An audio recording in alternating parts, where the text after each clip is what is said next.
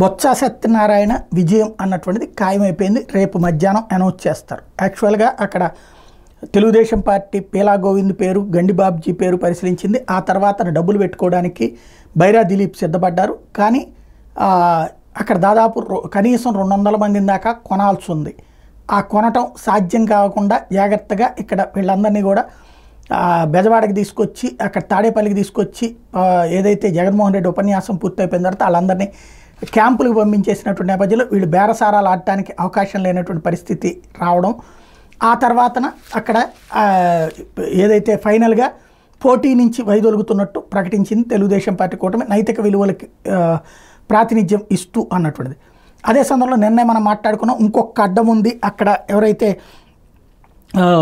ఇండిపెండెంట్గా పోటీ ఉన్నటువంటి వ్యక్తి అని, అయితే ఇండిపెండెంట్ షఫీవుల్లా తన నామినేషన్ విత్డ్రా చేసుకున్నారు. వాస్తవంగా ఆయనది కూడా ఓకే అయింది నామినేషన్. అప్పుడు ఇక పోటీ అనివార్యం అనుకుంటుంటే తను విత్డ్రా చేసుకుంటున్నట్టు ప్రకటించారు. దీంతో ఏకంగా ఇప్పుడు బొత్స సత్యనారాయణ ఒక్కడే మిగిలారు కాబట్టి విజయం ఖాయం.